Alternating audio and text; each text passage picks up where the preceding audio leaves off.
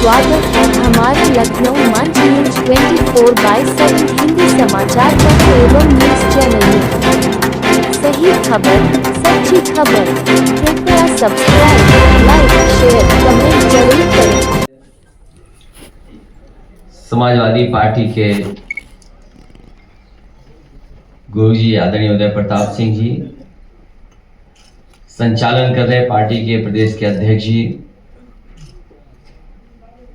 जिन साहित्यकारों को, हिंदी से जुड़े हुए लोगों को सम्मानित करने का मुझे मौका मिला, आदरणीय अब्दुल बिस्मिल्लाह साहब, आदरणीय वीरेंद्र यादव जी, पार्टी के नेता प्रमोद त्यागी जी, यहाँ पर उपस्थित सभी वरिष्ठ और सम्मानित साहित्यकार, पत्रकार साथियों, समाजवादी साथियों, मैं सबसे पहले हिंदी दिवस की आप सबको बहुत बहुत शुभकामनाएं, बधाई देना चाहता हूँ। साथ ही साथ मैं आदरणीय उदय प्रताप सिंह जी का धन्यवाद देता हूँ कि जिन्होंने की वजह से आज हिंदी दिवस के दिन आज हम सब लोग मिल रहे हैं। मैं उनका विशेष इसलिए भी धन्यवाद दूंगा कि आदरणीय अब्दुल्ला बिस्मिल्लाह जी से मिलवाने का काम किया है। मैं जब उनको सुन रहा था और मैं सभागार में बैठे हुए लोगों को सबको देख रहा था, बहुत दिनों बाद चेहरों पे खुशी दिखाई दे रही थी उनकी बातें सुनकर, और मुझे लग रहा था कि पत्रकार साथी और सुनना चाहते हैं, लेकिन समय न होने की वजह से वो जितना कुछ कहना चाहते थे वो नहीं कह पाए। लेकिन मैं आदरणीय बिस्मिल्लाह साहब को बधाई देना चाहता हूं और भरोसा दिलाता हूं कि जब कभी भी कोई बड़ा कार्यक्रम होगा, मैं आपको जरूर उन कार्यक्रमों में आमंत्रित करूंगा, जिससे बहुत सारी जानकारी हम लोगों को मिलेगी।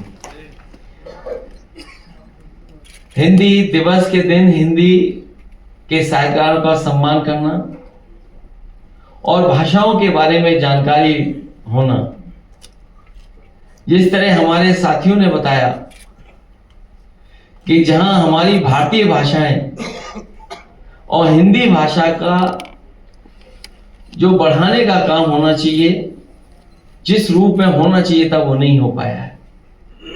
लेकिन इधर जब हम चीजों को देखते हैं तो बहुत कुछ बदलाव दिखाई दे रहा है। जहां नेताजी से लेकर के समाजवादियों ने, डॉक्टर राम मनोहर लोहिया जी से लेकर के जितने भी समाजवादी रहे, और आजादी के समय में भी हिंदी की बहुत बड़ी भूमिका रही है।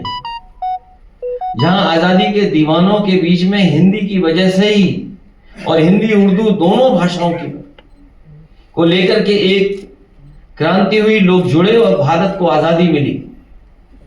जहां हमारी राष्ट्रीय भाषा बनी, वहीं हमें भारतीय भाषाओं को बढ़ाने का भी काम करना चाहिए। जहां हिंदी भाषा को हम लोग इतनी राष्ट्रीय भाषा के रूप में मानते हैं, वहीं कई बार और प्रदेशों में बहस छिड़ जाती है। तो मैं यही कहना चाहता हूं, जितना हिंदी भाषा का सम्मान हम लोग कर रहे हैं, उतना ही भारतीय भाषाओं का भी सम्मान करें।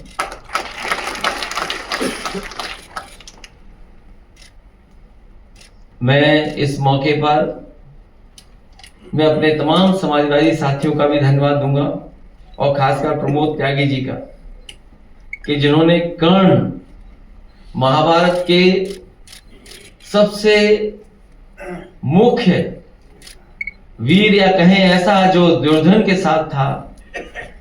दुर्योधन को भी ये पता था कि अगर कर्ण रहेगा हमारे साथ तो महाभारत जीती जा सकती है, और कर्ण अगर हमारे साथ नहीं है तो महाभारत में हम दूसरे पक्ष का मुकाबला नहीं कर पाएंगे। और कई बार ये मौका मिला है और उसमें सीखने को मिला है एक मित्र क्या होता है। एक ऐसा मित्र जिसे ये पता था कि मैं युद्ध हारूंगा और मेरी जान जाएगी, लेकिन उसके बावजूद भी उसने मित्रता नहीं छोड़ी, ऐसा पात्र करना। मैं गुणवीर राणा जी का भी धन्यवाद देता हूं, जिन्होंने आज अपनी किताब आशुओं की सभा को भेंट किया है।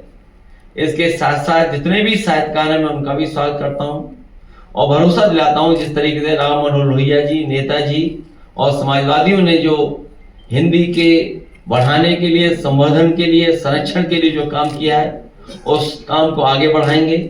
मुझे याद है आदरणीय उदय प्रताप सिंह जी जब हिंदी संस्थान के अध्यक्ष उपाध्यक्ष थे, उन्होंने हिंदी के लिए बहुत महत्वपूर्ण काम किया। जितने भी साहित्यकार थे, कवि थे, उन्हें ढूंढ ढूंढ करके सम्मान करने का काम उस समय हुआ था। यश भारती से भी सम्मानित करने का काम हम लोग किया था।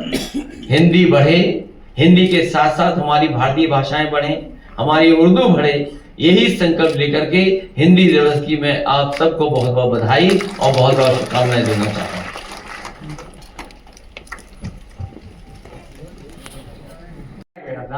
कि वहाँ हिमाचल प्रदेश में 2 नदियों का संगम होता है, वहाँ भी एक का नाम है चंद्र, एक का नाम है भागा, और जहाँ से समन्वय होता है उसके आगे उस नदी का नाम पड़ता है चंद्रभागा। वहां न चंद्र समाप्त है न यहाँ भागा समाप्त है, यहाँ यमुना। तो इसलिए ये साझी संस्कृति अधिक सार्थक लगता है। दोस्तों,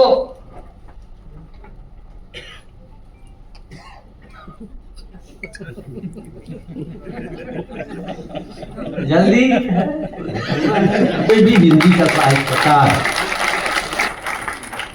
क्या अर्थ है इसका? मैं एमए करने के बाद जब नौकरी कहीं जाता था इंटरव्यू देने, तो पहला प्रश्न मुझसे पूछा जाता था कि मुसलमान होते हुए भी आपने हिंदी में एमए क्यों किया? अब ऐसे क्या जवाब दूं? जब कई बार ये प्रश्न कई स्थानों पर पूछा गया तो एक जगह झल्ला गया। मैंने कहा अपॉइंटमेंट तो होना नहीं है, क्या दब उब कर जवाब देना है। जब मुझसे पूछा गया कि आपने मुसलमान होते हुए भी हिंदी में एमए क्यों किया, तो मैंने जवाब दिया कि इसलिए किया क्योंकि संस्कृत में मेरा एडमिशन नहीं हुआ।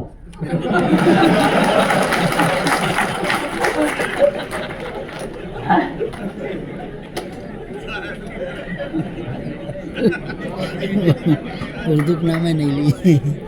अब रहस्य इसके पीछे हम जानते हैं कि हिंदी हिंदुओं की भाषा है, मुसलमानों की भाषा तो उर्दू है। और ये जो फैलाया गया था झगड़ा, जाहिर है कि हम कहते हैं अंग्रेजों ने फैलाया, ठीक है ये बात, लेकिन ये पूर्णतः सत्य नहीं है। इसलिए मैं कहता हूं पूर्णतः सत्य नहीं है कि फैलाया जरूर उन्होंने, हमने माना क्यों इसको? हमने मान भी तो लिया है कि हम अपने बच्चों को हिंदू है ये तो हिंदी पढ़ाएगा, मुसलमान तो कहेगा उर्दू पढ़ाएगा अपने बच्चे को। भाई क्यों? तो हिंदी और किसी भाषा का धर्म से कोई संबंध नहीं। भाषा उसकी है जो उसका व्यवहार करता है। अगर मैं जापान चला जाकर मैं जापानी बोलूंगा तो क्या वहां क्या होगा? फिर जर्मनी जाकर मैं जर्मन बोलूंगा तो उनका वहां पर क्या होगा? और क्यों नहीं अंग्रेजी को ईसाइयों की भाषा बनाया गया था?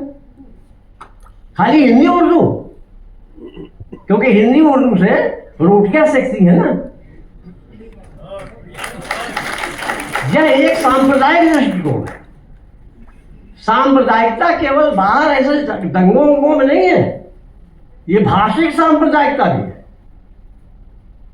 और ये आपकी पार्टी जो काम कर रही है, आप लोग जो काम कर रहे हैं सांप्रदायिकता के विरुद्ध जो लड़ाई छेड़ी है आपने, उसमें इसको भी शामिल कीजिए। भाषिक सांप्रदायिकता ये खत्म होनी चाहिए।